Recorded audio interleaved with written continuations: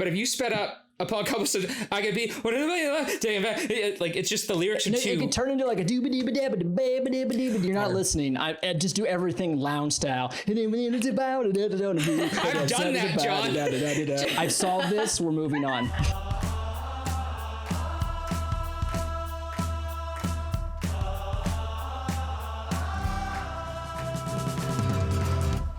Okay, welcome to Band Together, a podcast from the Family Crest. Hello. How are you guys doing? You know, I'm drunk. Same quarantine. Okay. Drunk every day. Yeah, pretty much. Just. So let's see. It's been 2 weeks. What's new? I didn't do the live stream tonight. I'm taking more time on these arrangements, so I'm gonna smash 2 weeks together. Yeah, it's gonna be. What are you planning on doing? What's the cover situation for those Thursdays? I want everyone to know that I had pitched a classic musical theater ballad cover series where he could do like On the Street Where You Live from My Fair Lady and If I Loved You from Oklahoma. I've got something in my pocket for you. Not that. But he declined. See what it is. No, I didn't decline. I wanted, I've been putting focus into this second part of bands we've played with. I'm not going to say anything about it yet.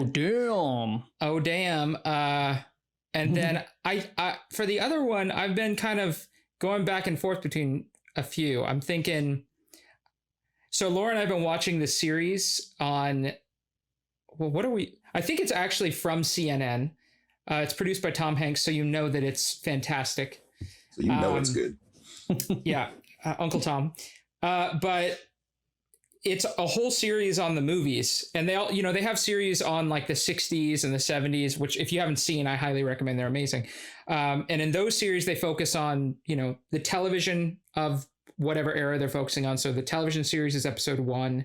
You see how TV has changed, and then politics and news, and it ends with music usually. And this is just a whole hour and a half episode on, like, I think it was the golden age, the 60s, 70s, 80s, 90s, and then 2000s. And it kind of got my gears turning.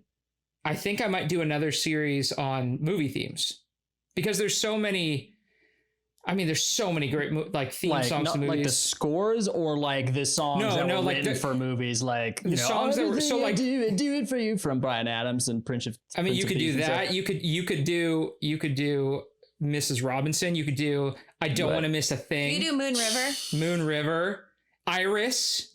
Yeah, there's so many. There is a lot of options. Yeah, the entire Spawn soundtrack. He could bring back his Stirring My Heart Will Go On cover. I could do My Heart Will Go On. Yeah. Maybe I'll do it major. I kind of think you have to now. I mean, I've done it. You haven't seen it. I did a minor version of it. A song off the Legally Blonde soundtrack. You mean that? No. Were you talking about the musical, or the? Because there's a musical of this, The film. John. Okay. The film. There's a musical, John. and it's stuck in my head, and in one of the songs is like called "Oh My God, You Guys." It's like, oh my God, you guys. I don't know. Maybe I'm changing my mind. Maybe I do want Liam to cover that song. Looking at the Legally Blonde soundtrack. I don't know. I mean, we still have time, so. Yeah, we're at the rate we're going. We're all going to be indoors for the next. So if you guys like the idea of musicals, let us know. If you like the idea of movie themes, let us know. If you want to do I also had an idea of doing a kind of a John themed one, because there's two themes that I could do. There's a John and Liam theme, which would basically just be yacht rock. Bro down. It'd be yacht rock. But then there's also the John themed one, which would be all like hype songs redone, which would be very difficult. Oh, like Danger Zone? Yeah, because hype songs, the point of them is to get hyped. So the lyrics are not something that you can really change and give a whole lot of like, or at least maybe I'm wrong, but the best hype songs, it would be very difficult. You have to do Now You're a Man. Yeah, or like Danger on the Track. You're the voice. You're the voice. What was the song?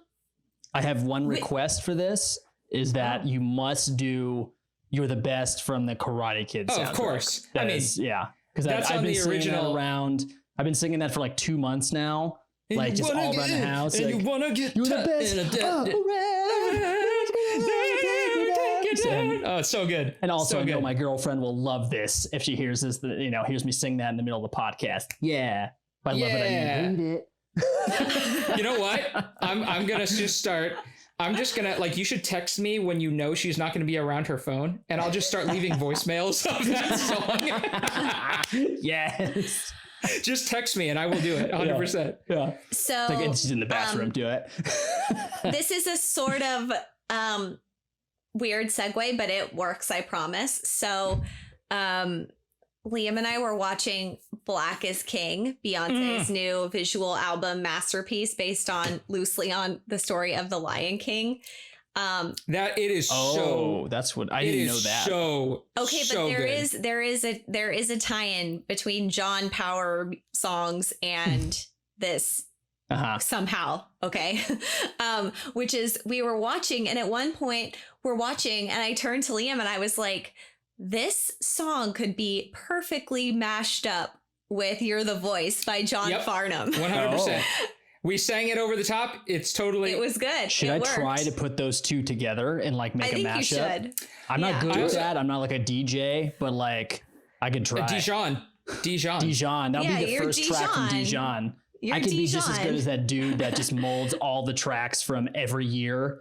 Like every hit, like the number one hits of the year, he molds them into like make a song or something. I forget what that DJ's name I is. love but a good mashup. I have a question. I'm not as you know, good as him, but I'm going to do it. Can I please talk about my music picks, Yes, which let's are segue related into- to my I was perfect trying- segue? I was trying to segue by doing the "You're the Best Around" thing. I was like, well, I'll just make that one of my music picks this week. Let's get into it. But then it I failed. subverted you, Yeah, so go ahead. as I am wont to do. Now we're just going to Okay, harshly transition. Go transition now. Do it okay, now. so basically, Liam and I watched Black is King, and it So was good. so beautiful. And so 2 of my music picks for this week are off of that. So one is Already, and the other is Brown Skin Girl. And during Brown Skin Girl, I was shrieking and hyperventilating because there are all these beautiful shots of Beyonce and Kelly from Destiny's Child. Who, by the way, looks ridiculously good. They're all beautiful and perfect. but Kelly Rowland looks like she hasn't aged a day. No, she has not. It's She's crazy. Look it up, amazing. guys. If you're in front of your Owen, I know you're doing it right now. So obviously those are 2 picks. And then I decided I needed to dive into the international charts. Okay. And I discovered 2 J-pop tracks that I'm Oh, totally shit. obsessed with. Uh-oh. And okay, so one is by Kenshi Yonezu, and it's called Campanella, and it's off of his album Stray Sheep. And he has some other tracks on this record that are really wild. There's like a lot of piano and like very interesting chord transitions that were they caught me by surprise. So I had to keep listening because I hadn't heard them like that before in pop music. And then so the other group that I discovered and loved is Yoasobi, and their single is called Probably, and they're a duo. And Ooh. they too have kind of, I don't know, I just loved it. It was something I had never heard. It was these songs that are different. I don't know, I loved them. Japanese like pop and rock music. I'm gonna find the name of the artist in a minute. That we've already put them in the playlist before, but it's really, really intelligent. I think you're onto something out there, man. We hosted a Japanese exchange student named Momoko when I was growing up, and she brought compact discs with her, and I didn't have a computer, so I couldn't burn her albums that she brought with her. And then she went back to Japan, and I never knew what the music was that she had shown us. So I feel like I have to make up for my total failure as an 11-year-old now by listening to all the J-pop I could get my hands on. Those are my picks, and they're better than all of yours. I'll go. So this one is I just chose it an hour ago. The SF Ballet released this amazing work online by I can't remember his name, but he's Natalie Portman's husband. Really, really amazing choreographer. But the music that he chose to use was the love theme from Vertigo, which is by Bernard Herrmann. Vertigo, the Hitchcock movie. Mm-hmm. And man, that is as good of a composition as I've heard, period. It is so ridiculously beautiful. It sounds kind of in the vein of, it's a little Debussy-y, but a little more lush. More lush than Debussy. Well, it's not like lush in the sense, he's not using like crazy, his chords are a little less, or a little more simple, and it's not as free, but I don't know, it's just really, really, really beautiful. And it's a standalone piece to me. It easily have not been written for a film. So highly recommend checking that out. Since I chose a Hitchcock themed song, I got to go with Busta Rhymes' Dangerous. Oh wait, not going. Give me some more. Give me some more. Give me some more. Jeez. Is that the Dangerous one with the psycho theme in it or something? Yeah. The whole thing's all fisheye. So good. So good. And then I'm gonna go with another composer. I think I've chosen it before, but I heard it the other night trying to fall asleep. Gave me very strange dreams because I fell asleep probably about. Is it Christian Kilvander? No. Classical composer. Oh. Harmonia Lair, John Adams. If you listen to that thing and you're falling asleep and you manage to fall asleep after the big hits at the beginning, you'll go on a journey in your dreams, man. It's an intense piece. I'm putting. I think you're gonna wake down. back up at a certain point. You're gonna get lulled by those like textures, and then suddenly the hits come back. I didn't. I swear. I fell asleep, but I remember just having very, very vivid, strange dreams. I mean, two of the three movements are based on dreams anyway, so makes sense.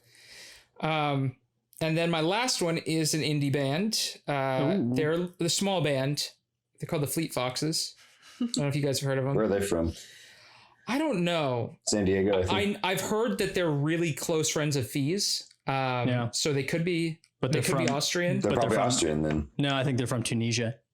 Oh, they're Tunisian. Yeah. Okay. Well, the Fleet Foxes, I found the Fleet Foxes and I was a huge douche about it. They were selling their record at Starbucks when Sean and I worked there. And I was like, this is not going to be good because, even though Starbucks at that point was selling great freaking music. I mean, they had Feist.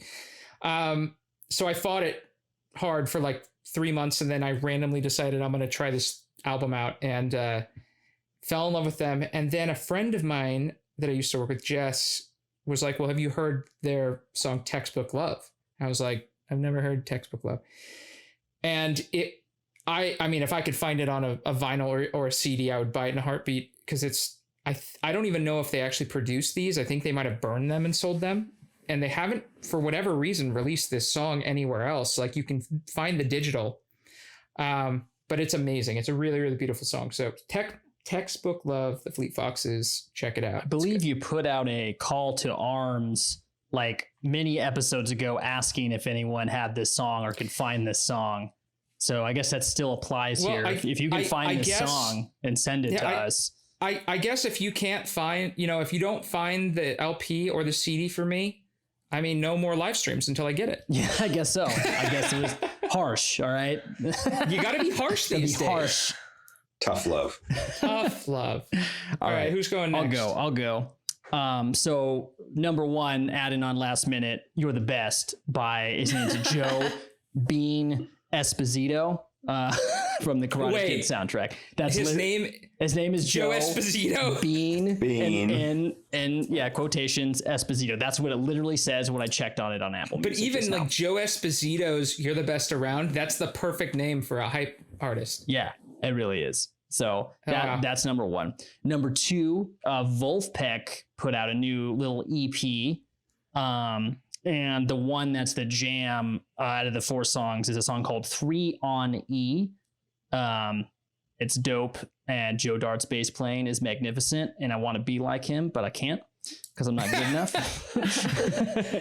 We all want to be like Joe Dart, let's be real. Because he's so cool. He wears sunglasses sometimes when he plays. I know he's like the dude from That Thing You Do. He's like the TBH, Holy the bass shit. player. They didn't mention That Thing You Do in the movies. I know. I think it's because Tom Hanks made it. Since Tom Hanks made it, they don't want to like focus on Tom Hanks. They probably wanted to talk about Philadelphia and Forrest Gump. And they talked about they didn't mention Big. They showed a brief little clip of it, but it's like, how do you not talk about Big? Because then it's like Tom Hanks show. You're not focusing on other classic movies. I feel like out of all the humans in the whole world that could actually get away with featuring their own works of art in their produced series, it's Tom Hanks. Everyone forgives him for everything. Because he's amazing. He's kind of in the Keanu. He and Keanu Reeves are sort of like people have just decided that they can't do anything wrong and that we love them no matter what. Yeah. Same with Michelle Obama. John, I just on that note, your hair is exactly, at least in my memory, exactly like the drummer from That Thing You Do. Oh, nice. Right now, at this moment. Actually, no, it is. It totally is. Is it? I don't know. Awesome. Well, that's great because he was the coolest guy in the band. He was. My third and final pick is a band called Twisted Pine. They've put out a few like albums and EPs. It's it was kind of a standard like folk sounding band made up of like violin, mandolin, and upright bass. So their first few albums just sound pretty standard in terms of like just a folky bluegrass kind of sound. But they just added a flute player for their newest album. Yeah. Interesting. Yeah. And it totally is what I like to hear. I know. And the flute player is dope. And the first single off that album is called Papaya. And it is delightful. And it still has a little bit of folky vibe, but it's kind of going off in its own thing. And that's what I was really drawn to it there. So yeah, Twisted Pine Papaya. Can I just say something before Owen does his music picks? Because I just went on a journey in my mind and I feel like I should bring this up. Can you guys imagine? I'm going to set the tone. Can you imagine if we're about to play a show and we're about to play Upon Cobblestone Streets and the drummer decides unilaterally to just speed it up?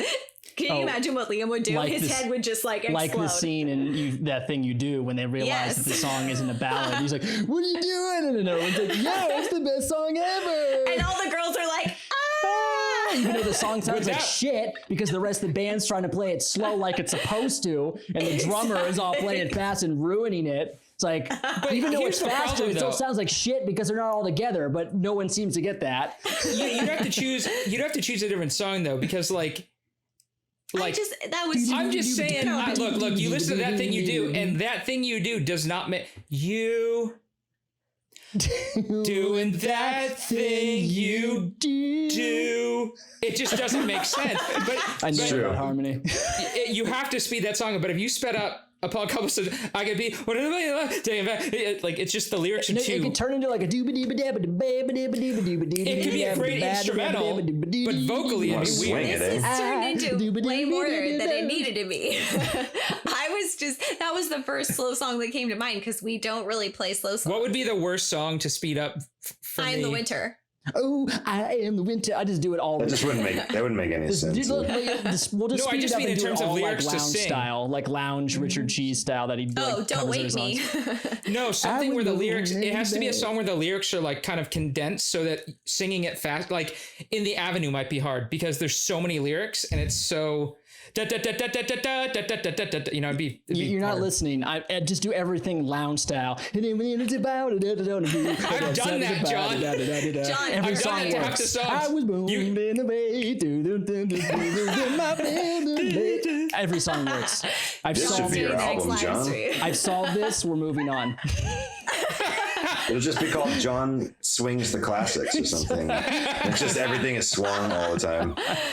Owen, on that note, go ahead, Owen. So my first one, because last week we were talking about formative albums and I talked about Stankonia. Oh. So I'm picking Bombs Over Baghdad just because after we recorded that, I played it like twice in a row and it's just been stuck in my head for like 2 weeks. 2, I'm going to go Anderson .Paak. Nice. Going Tints with Kendrick Lamar. Nice. I think that was my favorite track off of Oxnard. It was an album that like took me a minute to kind of like wrap my head around, but like definitely that song, it's really different. It's like an odd sound for him in a weird way, but I don't know, I really like it. Also, props to Anderson .Paak for naming an album off of like Oxnard. I never thought that would be a city that would have Props any kind to him of like for existing. He's amazing. Yeah, That too. he's Before I give my third pick, I just want to shout out Liam's hair, which is just like Liam's That's hair dope. is an 80s movie. I know. it's crazy. Look at like, well, you can't see because I'm leaning back, but it's like real long. Yeah, you I got could see it. because I got Ow, that hurts. I got That's the twisties crazy. too, but yeah, it's curling up too for me. But I could hide mine. It's like hidden This behind. is almost shoulder length now. yeah. It's funny because like I have like a mix of like, you know, I'm mixed. So my hair is also mixed. So it's, you know, Asian people generally have like really thick hair. And while my hair strands are really thick, they're more spread out because I'm Irish. And so my hair grows in a very strange way. Got the little like thing at the bottom. Yeah. Probably It's should just getting there, mold it man. at this point. It kind of is do this, almost dude. a mullet. Yeah. Again, he won't let me cut it, so No, but I kind of like it. You know, I went through the awkward phase and then Laura posted a photo and people liked it. So I'm like, all right, I got a little confidence from it. I'm going to keep it going. Yeah, sick. All right, last pick. I'm going fucking throwback. Throwback. Liam will appreciate this. Swedish band. oh, the Hives, No. Ken? I'm going. No, he It's doesn't know Refused. Ken. Mike Snow. Mike Snow? Refused? no, it's the Cardigans. Oh, Love Fool? I'm going with Erase for Wine. Oh, nice. I forgot about that song. Yeah, me too. Until like last week, I was like, oh yeah, this. And I listened to it. I'm like, this is good. If you like the Cardigans, you probably like the Cardigans for one of two reasons. Either they're kind of soulful, groovy shit, or the vocalist. And she has another band called A Camp that is like her solo project. It's kind of like electronic Swedish country. It's really good. Check out the That song doesn't Algebra. compute, but I'll look it up. Yeah, I don't remember the name of the album. I could probably find it, but it's the album with the song Algebra on it. But her voice is one of the most charming voices, I swear. Yeah, it You really know, is. it's amazing that you would bring up the Swedes because the Swedes are responsible for producing some of the best-selling records of all time.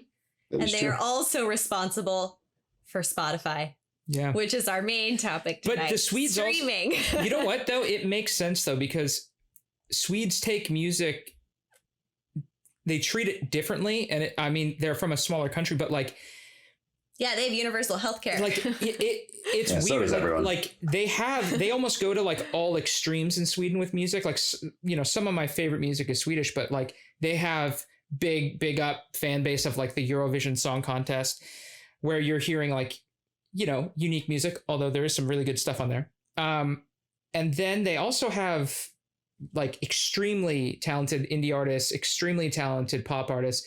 And then culturally, when I was out there after our last tour, my friend Lars and he showed me the show, and the whole focus is they take like every season, they take like 10 Swedish artists and they take 10 other artists that have songs that are either like, that are popular in completely different genres that are not popular in mainstream culture. So like they did one on a guy that does, they call it,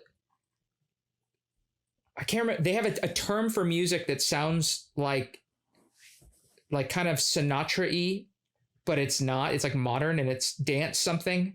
I'll figure it out. Anyway, but they basically take these artists to this really beautiful island and they pair them up. And then they have the modern artists do a cover of that artist's song, but they have them spend like 4 days with them, learn as much as they can about that person and the song and the inspiration. And it's an amazing show because every song that's done, what they end up doing is they all sit at a table and the people perform the song at the end of the week with whoever the artist that they're covering at the head of the table. And it's just really moving because they nail it. And every single time the lead artist is like crying and just really moved. And but they take music very seriously out there, you know? So it makes sense. This kind of spawned from a Discord conversation we were having earlier today, and I thought it would be kind of a good topic because we were talking about the various streaming services, Spotify, Apple Music, and stuff like that, and they're asking about Tidal and like, how much do you get paid per stream, and how does that work and stuff and whatnot. So we figured we'd talk about it, our thoughts, and how that kind of works and stuff like that. But yeah. Well, should we talk about sort of first of all, none of us are 100% experts on any of this. Not at all. So but we are living with it, so we can speak about our own experience. Yes. And I guess maybe we can start with the advent of Napster, because I feel like it kind of went Napster, then iTunes. iTunes is in Then it kind of morphed into the streaming, like YouTube, right, and like the other streaming services. Right. I think as soon as music was digital, though, right off the bat, people started burning CDs. Right. That's obviously harder, but as soon as it was digital, it's like, oh, you could start to copy this stuff en masse. Yeah. I mean, I think there's two ways to look at it. Everyone's a consumer. I'm a consumer. I have an Apple Music account. So do I. But I think that if you're going to listen to somebody's music and that they've put time and energy and heart and capital money into that music, there's nothing wrong necessarily with streaming, just like there's nothing wrong with radio.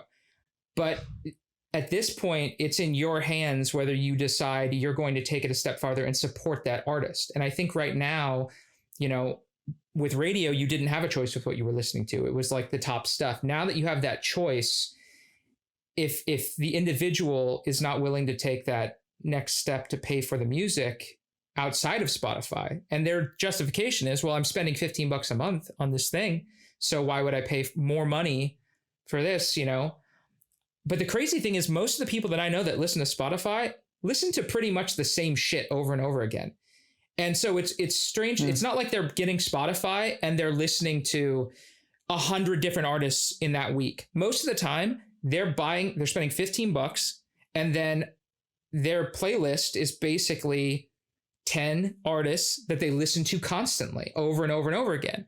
And it's just interesting to me where it's like, well, you could use YouTube to go and listen to that song as much as you want. And then but buy the record. If you're going to spend $15 on 10 artists, that's ridiculous. Just buy the record. You'll save $5 each record.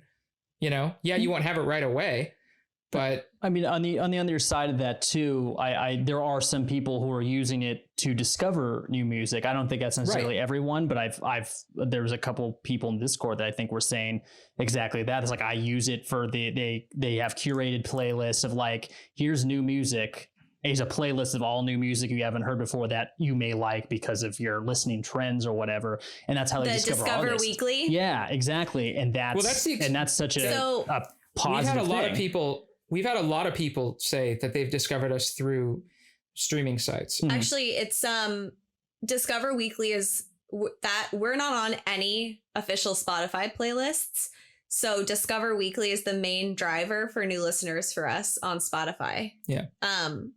Statistically, because I mean, the one thing I will say to their credit, if we're not getting paid if we're basically not making any money off of streaming, like the next most valuable thing for us is data. And they do have an excellent back end system where we can view pretty much all of the data that we would want to view, which is helpful. It's just crazy though, when you think about it,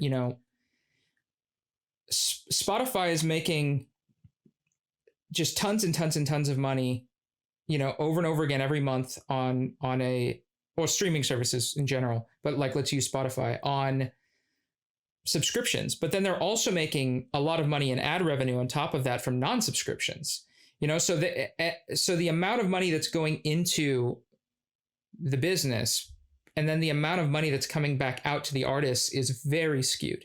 And that's, I think, the biggest most problematic thing is that, and I was talking to one of our booking agents about it, and you can't really blame a consumer. Once you give somebody something for free and that's the norm, then it's like asking them to pay for it is almost, it doesn't make sense. You can't go that way. Yeah.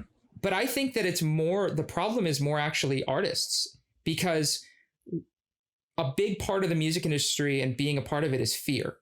It's the fear of, you know, how do I make that dollar so that I can go on that next tour, and so that I can, you know, most of the musicians that I know are not actually using the money, including us, that they make from the band to live their lives. They're using the money to continue to make their art, you know? And so when you're in this position where you're like operating out of this place of fear, a lot of artists will slowly just deal with things, and it ends up eating up their own platform. And it happens in licensing. It happens in, you know, streaming. Like I'm going to push back on you a little bit with that, because I actually don't think that most artists are operating out of fear. I think it's resignation, because most indie artists have no power at all. And we probably never will have power, because the only way that we could have power is if every single artist who had the rights to their music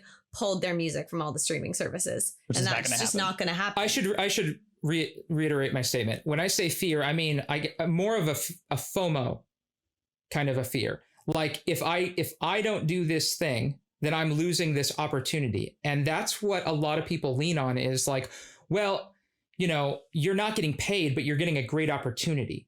And if you don't take it, someone else will. And so there's that FOMO. There's that FOMO element that I think artists inevitably end up stepping farther and farther and farther into eating their own industry. I mean, you look at again, everything from licensing to streaming, it's just the things in general that, like, you know, you do that you don't get paid for, that people just kind of expect for free now, you know, and that's partly our doing, you know, as artists, you know. It's a weird place to be when everything that you do is kind of free or a hobby. And also there's I think another problem is this perceived notion. I think most people, when they think about music and they think about like what it means to be in a semi-popular to popular band, they still think about that as if in the same mindset as they did in the 90s when it comes to like what you're achieving from a monetary standpoint. You know, like in the 90s, you could have a hit and that money could carry you. Like there are people that had one hit in the 90s that are still, or like a semi-hit, that are still living off of that hit. Like now you can have a legitimate like banger, and that might last you a few years, depending on what kind of deal you signed. I mean, maybe, yeah. Maybe. Well, I also think that's a key point to underscore, which is that the vast majority of artists, whether you believe that their music is high quality or not, are like not doing it for the money. We just aren't. And nobody does it for the money. I mean, maybe people who have been in a band that is big for a long time were burned out or something, but yeah, I think there's not a lot of money here, so you don't do it for the money. Well, and I think the problem is there are people that do it for the money, but and those people that are like, you know, anyone that's smart enough and looks at the platform that's been created for music, that's a good enough musician, can exploit it, because they can, you know, a good songwriter can sit down in a weekend and write 40 songs that are good enough. And with the technology that we have now, can record in a week 40 legitimate versions of those songs. It's literally just moving beats around and using the same hooks and drop it together. And you can sell. I mean, there are platforms that are literally eating the licensing industry. If licensing is putting a song to a film or to a television show or to a YouTube video, that are eating the licensing industry by having people just send in heaping loads of decent enough songs that sound like, you know, something that's fine, and you can subscribe to that. And so instead of licensing that song and paying one artist more money, you can have a $30 subscription and you can use forever whatever's in that bulk thing. People will exploit that. I mean, let's kind of go back to the the beginning. Let's outline all the streaming services. So there's Spotify, there's YouTube, which is still a huge source for music discovery. For a while, it was the number one source of music discovery. I don't know if that's still I use YouTube statistic. a lot. Yeah, I think a lot of people do. There's Pandora. Apple Music, Pandora, Tidal. What am I missing? SoundCloud, because you sign like SoundCloud high tier, you can pay for a subscription. Napster is actually a thing still. It's Really? It's legal now. I mean, it's just another player in Are the we game. on Do you just Napster? like I don't know. I download didn't tracks? check. I didn't check. Is it like old school iTunes? You like pay for a track or something? No, I think it's a streaming streaming. thing. Just like There's I'm going also there like right now. iHeartRadio, I guess, is streaming things, which I only found out because my mom had somehow found us on there and texted me the link. there's also. So I'm sorry. Go ahead. what were some of the comments and questions that were Well, it was being brought up in one of Discord? it was kind of it was talking about, some of the questions were about like the quality of the audio content on these sites, because they kind of do vary. Like Spotify, I feel, has a history of not. Most people are on Spotify, but Spotify might have a history of the quality not being as overly good. compressed. Oh yeah, They maybe overly absolutely compressed. vary. And in like Apple and in Tidal might have the highest quality, but I think Tidal Does. Yeah, Tidal has the highest quality options. And YouTube is the worst, actually. YouTube's not good. And oddly enough, and Tidal also, if I have these kind of rough numbers here of like, because there's not like a model of like you get paid this much per stream. It doesn't work that way. That's kind of how YouTube is too. Where, with like YouTube videos and stuff, you don't get paid like per stream, but a lot of people on different websites, I've looked at websites like Digital Music News and stuff like that, and they've kind of averaged out like basically how much money it is per stream, and Tidal actually pays the most, Spotify being one of the worst. Amazon Music, and like Apple Music kind of in the middle. But the best was each one of these lists vary that I looked at, but Tidal was the top every time, so like, because that was started by Jay-Z. Yeah. So that, it's kind of started by musicians, so what are the rates? so Tidal, and these are like Their averages. Yeah, and everything I've looked at, it like slightly varies in these graphs because people are making like their own calculations. But Tidal is always number one, and it's about 1 cent per stream. That's like almost twice of Spotify. Yes, Yeah. Spotify. Some numbers say 0.004, some say 0.0018.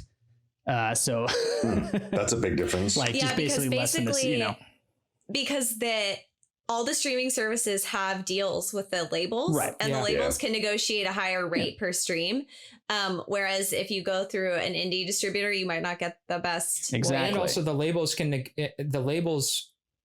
I know Spotify has a lot of labels that are investors in the company. Mm-hmm. I mean, the labels, because of that, can actually like push their artists into playlists stronger. So of course they're going to get more plays because those artists are actually getting, full frontal, viewing. And like, it makes it's just there's always been a scheme in the music industry. It's a hard industry, but it's become a kind of unfair to an extreme level because there's too many mouths to feed and not enough food.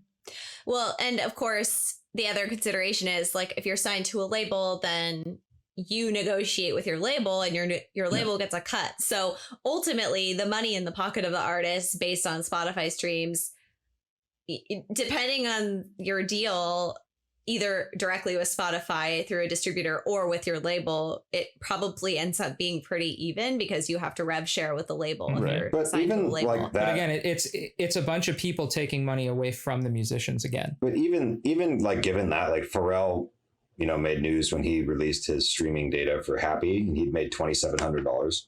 Yeah. And that's Total. how many In streaming. millions of views did he? There's, I think, 55 million, Yeah. 55 million streams or something, and he'd made $2,700. Yeah. I remember So like reading an article. even major artists are just making jack shit. I mean, basically recorded music, if you're not licensing it, you're not making money off it any longer or in any meaningful way. And it comes down to, you can make money off of your music if we are fortunate, our fans are amazing, and when we play shows, they buy our CDs. Like, we've had fans that have bought CDs, talking to you, Jordan, that they already owned because they just knew that they love the music. They knew that music has changed. They want to support the band. And I think that, you can still sell music. People will still buy it. But if the difference is, as there are no music stores anymore, there's only one place you can buy it now, which is either directly from an artist, where you have to go out of your way to do that one thing instead of just walking into a music store and browsing around, or going to a show. And, the more bands that there are, the harder it is to get tours. When there's a massive quarantine, massive pandemic, you can't there are tour. no tours. So it makes it. I think people will still buy music, but I think that, again, it's kind of like the narrative for what the industry the narrative for what the industry actually is needs to change. And I think the only people that can change that are artists. So I was reading, a few years ago, I was doing a deep dive into all of this. The cellist Zoe Keating has done a lot of really interesting data analysis herself, and she's publicized it. Mm-hmm. And so I would encourage everyone to check that out. Maybe I can link to her website or something in the comments. But so I was reading a couple of articles, and just by way of example, one article I read, I remember it said a band had an average of about 20,000 monthly listeners on Spotify, and they made between $1,500 and $1,800 in a whole year off of their Spotify streams. So, a band of 4 people, do the math. That's not very much every month. And that's not even taking into account, right, that bands have management they have to pay out, if they have a record label, if they have booking, if they have any of that stuff. I mean, maybe not booking, but there's always other parts that they're not aware of. So essentially, it's just ran out of grape juice. It's a completely untenable thing. So I guess, so a lot of bands just, ticket prices have gone up, as everyone's noticed. Yeah. And that's part of the way people are making up the slack. But obviously touring is a volatile thing, as we're discovering now. No one's playing shows except for Smash Mouth at the Sturgis rally. Thanks, I'm Smash going. Mouth. I swear, are you guys going? I swear to you guys, if we all can't play shows because a bunch of people decided to go to a Smash Mouth concert, I'm going to be so mad for the rest of my life. Isn't 2020 amazing? That is actually a perfect analogy for 2020. Yes. Where Smash Mouth is the only concert you can see. I think part of the problem too is by going you ruin it for you. But by going you ruin the world. I think people are willing to spend money to support music. We're not in a spot where one streaming service can just randomly raise their price to $40 because people just jump ship. Right. But I think if they were all $40, I think in a weird way people would be okay with that, or maybe 30, 35 or something. Maybe. People are willing to shell out money to support music. I mean, for a lot of people, music's a super important thing, and they're not stingy. Yeah. It's just when you can get it for almost free, then people are going to do that. You have this ease of $15 a month. I have everything.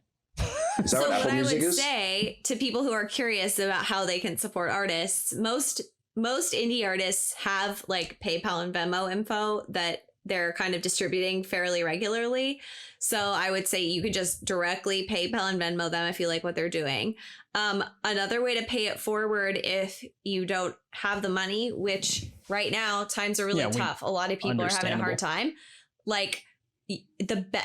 Seriously, I say this all the time to everyone I know, and I feel like a broken record, but if you share Spotify, your links to bands that you like, and make playlists with the bands and just send those links out to people, it makes a huge difference in the algorithms.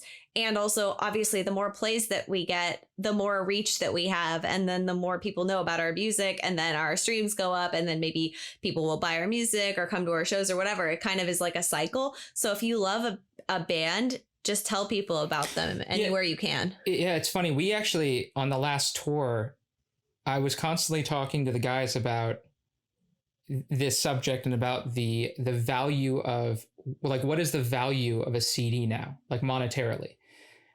Because it's not really the same thing. And it took me... The same as what? Well, monetarily speaking, there's less people buying CDs, so you're not going to make as much money as you could have in the 90s. And it took me a long time, because I'm old as fuck, to realize that, it's just in some ways you have to just rethink what the value is, how you can use that, whether that be through licensing or through, promotional things for your t-shirt, whatever it is. But the new currency in some ways, like you're saying, is sharing, and is even just not even necessarily online. I mean, that obviously helps, but sharing anywhere. If you like a band, tell people about that. Like, I think our Discord is the prime example of why it's really powerful, because the community that is our fan base are just amazing people. Literally no one better. Yeah. And literally, honestly, like, there are weeks when I'm doing these live streams that I'm really tired or like I'm just not having a great week, and I'm like, I don't know if I want to do it, but I know that it's, for a lot of people, is that thing that like sets up their week. It gives them some kind of like consistency. And so even sometimes when I walk into it feeling a little like, seeing everyone getting together and talking and reconnecting every week is a really powerful thing. I mean, I remember doing that with Cursive, going to a concert and seeing all of my friends that I only saw at Cursive concerts and reconnecting. And the fact that you can do that any day of the week now, through whether that be Discord or through YouTube comments or whatever it is, that's pretty impressive. And I think trying to like help a band succeed by sharing is like, if you can't afford to pay for a record, which especially now is completely understandable, I mean, that's something you can do. You're totally dead on with that. Yeah. I mean, I just think, this is what it is. We're not going to boycott the streaming industry. It's not possible. Though no. I would encourage everyone to go check out the recent comments made by Spotify's CEO. He said, you should read the whole article, but he said artists can't afford to spend 4 years on an album anymore. They need to pick up the pace.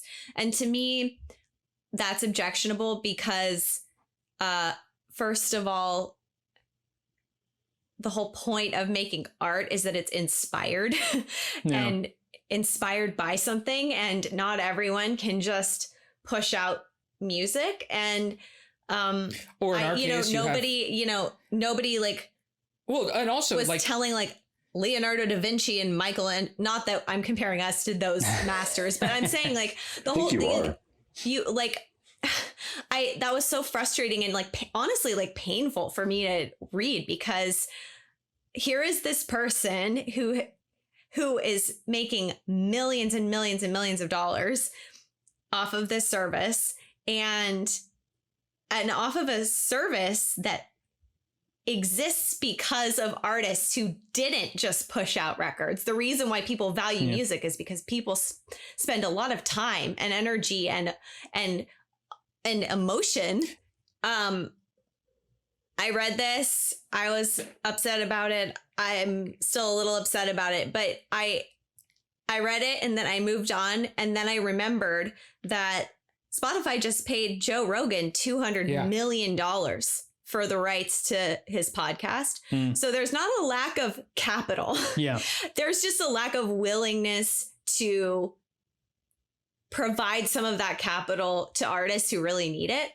And so many artists now are not going to be able to keep going because the only way to make money is from touring. And if we can't tour, then we can't make money off of streaming and YouTube. And so what will happen. And if the clubs close, then it's going to be impossible for bands to tour, and that will lead to them not being able to play anymore. And so I just feel this like totally desperate sense of like urgency to try to like at least heighten awareness of like the plight of artists right now. You know, the other thing I'll say is the, you know, please register to vote, like call your senators, advocate for musicians. The CARES Act had a provision that didn't really allow for unemployment benefits to be extended to people who are mixed earners. So like W-2s and 1099s. Almost every musician I know is a mixed earner. And so they had tours canceled and they're not making money and they don't qualify for unemployment. I mean, we are in dire straits here, and we really, really need companies like Apple and Spotify to step up. You know, I had an interesting conversation with a good friend of mine that works pretty high up in the tech industry, and so he knows a lot about that world. And I asked him, you know, what do you think needs to happen for music to be a sustainable career, given the circumstances? And he said, well, the problem is a lot of these companies, he used Netflix as an example. And now I'm sure there are filmmakers out there that are going to watch this that are going to give me information that's not necessarily contradictory, but that explains why Netflix is probably just as bad or bad in its own right. But his point was, Netflix made the decision to, you know, their market platform is, I mean, if you have $15 or even $10 a month and you have 1 billion subscribers or 500 million subscribers, you're making a ridiculous amount of money that is consistent per month. So they have money hand over fist because, you know, they can, because we subscribe to it. And also they have that platform that when you're subscribing to something, it's not really a purchase because you don't actually hand off that cash. So it's being charged to your credit card. You're not thinking about it. So it can go on. I mean, there's apps that literally help you to get rid of subscriptions that you have forgotten about, you know? And so that's kind of another thing that they bank on, is that you sign up, you're used to it, and then it just is a thing in your life, and it helps you, and it makes you think in another respect that media is free because you're not paying for it necessarily, right? And his point was Netflix decided to start producing content. So they had so much money that they could go out and spend, you know, 60 million or whatever it was on Dave Chappelle, but they're also funding what's the 80s Stranger Things. Stranger Things never would have gotten made without a company that had the capital to be able to be like, let's take a risk on this. Yeah. Also, 13th, David Duvernay's docuseries. They also are using their algorithms as well. The point I'm trying to make is that if you are in an industry where you are using artists, then throw it back to the community. If Spotify or Apple decided we're going to start a record label and we're going to start producing music, we're going to give the artists the money to make their records. I actually think that they both have things that are kind of like Here's that. The thing though. You're saying it like, I think they have things that are kind of like that. The difference is that Netflix does it, and we all know that they do it because it says produced by Netflix, and they have an entire section on their platform that is for their produced work. Like, because the ads that they're like, the fact that that's at the top of the marquee is going to give their own work even more credibility. It's going to give their work. I mean, and the weird thing is that all of these Apple's doing it with television and with movies, but no one's doing it with music. Yeah. You know, and it's like, if they decided, I mean, seriously, if you want to make a ton of money off of a musician, if you own the music, if you are the company that literally can say it's going to be on the front page of everyone's iTunes for the next 2 months, you're going to see it. Like, you have the potential to make that artist huge and to make a lot of money off that artist. But for some reason, they're not doing it.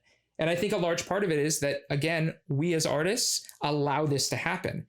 I don't know the way out of that because, you know, we're fighting constantly. But, you know, it takes a lot of people and usually a lot of resources outside of an idea in film to make a film. But in a band, you know, there's usually 4 people and you hire 2 extra people. And then if you can get to the point that you can get the PR and all the other elements, you do it. But like, I think a challenge is that in order to implement a technology that is truly inclusive and reflective of the position of the artist being featured, you have to have the artist at the table. And I couldn't just email someone at Apple or Spotify and get an email back. There isn't that two-way conversation. Yeah. And yeah. There is a tiny bit, but like, it's not a, we'll get surveys occasionally, we never get follow-ups about those things. Like, I just think like there's going to be a point where people just aren't going to be able to make music anymore and make art anymore. That's independent of any sort of major company. And like, I hope that day doesn't come, but I think I'm starting to see that day coming. And like, I just hope that before then something can change so that everyone can survive. I also just want to say that I'm usually an eternal optimist. And, because of quarantine, I definitely have been oscillating between like gloom and doom and like joy in the little things. And so, I could wake up tomorrow and be like, everyone's going to create all the beautiful music forevermore. I just think that these days it's just so hard. I just see so many people who this is an unsustainable situation for them. And I just am worried that this is kind of an irrevocable situation and the damage is irrevocable. I mean, a part of the reason that we do music picks is because we want to promote music. We want to give stuff that we're listening to. And sure, obviously, sometimes we're promoting music. Sometimes it's Beyonce. She is Disney. Yeah, like some people we're promoting do not need the promotion. But the point is to get people going out and listening to new things. And if they like something, hopefully they support it,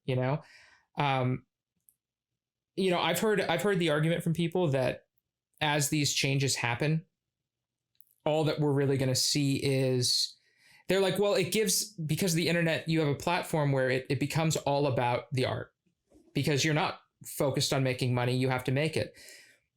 But I just read an interesting article on the Beatles, and Paul McCartney said when the Beatles started, he's like, we sucked. We were not a good band. We spent months in Hamburg playing over and over and over again, crafting our skills, and we became a good band. And it took us years to get to the point that we were writing material that was what it is now. And the problem is, like, sure, do you want to rely on that one guy that like can write a great song, but you don't give him the foundation to be able to build on his talent? Or do you want to give somebody that foundation so that they write that great song and then in 5 years they're able to write the greatest album that you've ever heard? Like, that's the biggest problem, is that we're not giving people the chance to actually like grow artistically because they can't. I mean, what do you do if you're trying to like live in the world? You have to have a job, like if I could spend all of my time on music alone, that'd be amazing. But like, we have to work. We have shit to do, like in order to pay for our rent. Do you guys have anything else you want to add? I don't know. I just feel like there isn't any like simple answers to any of this. Unfortunately, yeah. Sometimes there's issues like that, and it's like, if only we did this thing. Right. It's just music's become commodified and so available in a certain weird way that's just. I don't know. Honestly, I don't know. It's a double-edged sword. I mean, we want everyone as much as possible to hear our music, so we put it in all the streaming sites.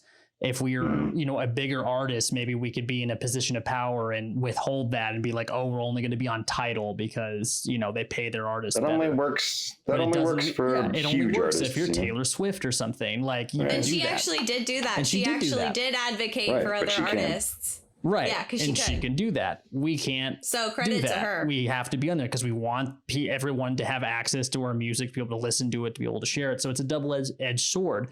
I mean, with the streaming sites, we might have had more exposure and more listens than we would have without it. So, there's this question of like, is that kind of a necessary evil? Because maybe we're getting more people listening, but not getting the revenue for that, so there's just a bunch of questions. It's a big gray area in my opinion, but I mean, going back to that documentary that we're watching on the movies, they were talking about how when the television was invented, the film industry was scared out of their mind because suddenly you could get this stuff for free. Right. But people were still, and in the same way, like the going to the movies was an experience. It's like a concert. Right.